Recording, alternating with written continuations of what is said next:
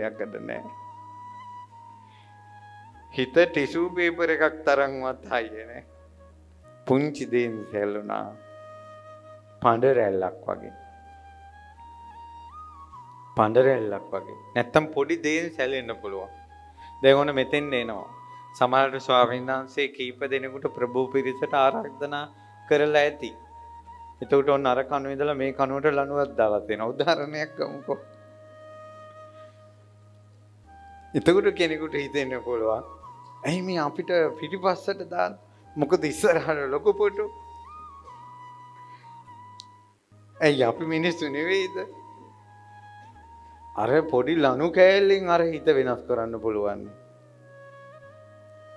එහෙම නෙවෙයි ගලක් උඩ ඉඳලා හරි උලක් උඩ ඉඳලා හරි මට බුදුබණ පදයක් ඇහෙනවා නම් ඊයේ ඇති කියලා.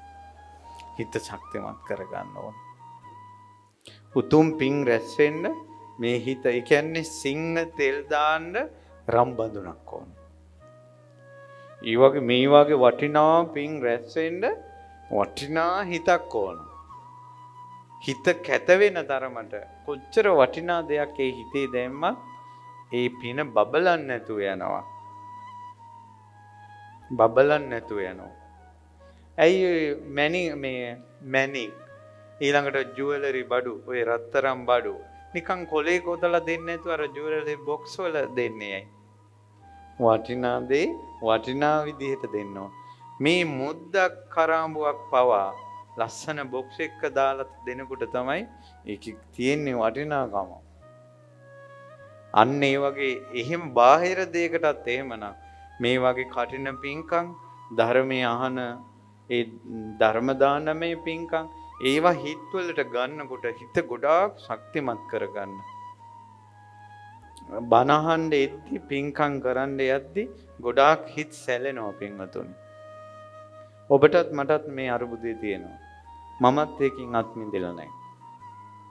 අපි කාටත් ওই ප්‍රශ්නේ තියෙනවා. හිත රිදෙවින් වෙනවා. එක එක කල්පනා එනවා. ඇයි මෙහෙම කරන්නේ කියලා හිතෙනවා. ඇයි මට මෙහෙම වුනේ කියලා හිතෙනවා. අපි දැන් පුරුදු වෙමු ඔබත් මමත් හිත හදාගන්න පුළුවන් තරම්.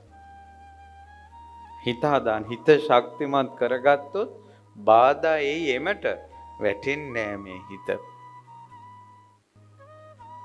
මේ හිත ඒ නිසා කටින සිවුර හදන හැටි, පිංකම් කරන හැටි, පෙරහැර සංවිධානය කරන හැටි, දානෙ දෙන හැටි, සංඝ සතු කරන හැටි, කටිනානිසංස මොනවද? දැන් ඔයාලා දන්නවා. දැන් බලපු නැති පැත්තක් තියෙනවා. ඒ තමයි හිත. මේ හිත සමහරට ගිය පාර කටිනින් කරපු අය මෙතන දැන් ඉන්නවද දන්නේ නැහැ. ඊට කලින් කටිනේ කරපු අය මෙතන ඉන්නවද දන්නේ නැහැ. ඊට කලින් කරපු කටිනේ අය මෙතන ඉන්නවද දන්නේ නැහැ.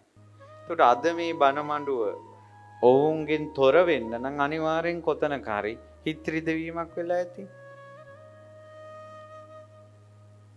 මේ මම පන්සල් ගානේ ධර්ම දේශනා කර යනවා. කටින කාලෙට දවස් ගානේ කටින බණ වලට යනවා. එතකොට මට තේරෙනවා එක අවුරුද්දක හිටපු අය ඊළඟ අවුරුද්දේ නැහැ. මෙහි විතරක් නෙවෙයි හැම තැනම.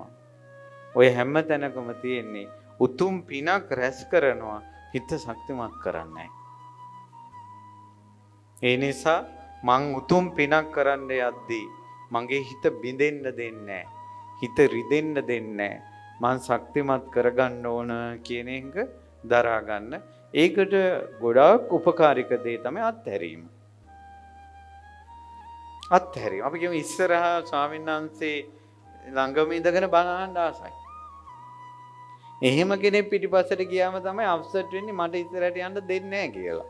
එතකොට හිත රිදෙන්නේ. අත්හරිනවා නෑ ඕනේ නෑ ඒක මට මේ ඉන්න තැන හොඳ. දානෙ බෙදන්න ආසාවෙන් ඉන්නවා යන්න දෙන්නේ නෑ. එතකොට හිත රිදෙනවා. එතකොට හිත ශක්තිමත් කරන්නේ කොහොමද? ඒ අදහස අත්හැරිනවා. අත්හැරලා අනුමෝදන් වෙන පිනට එනවා.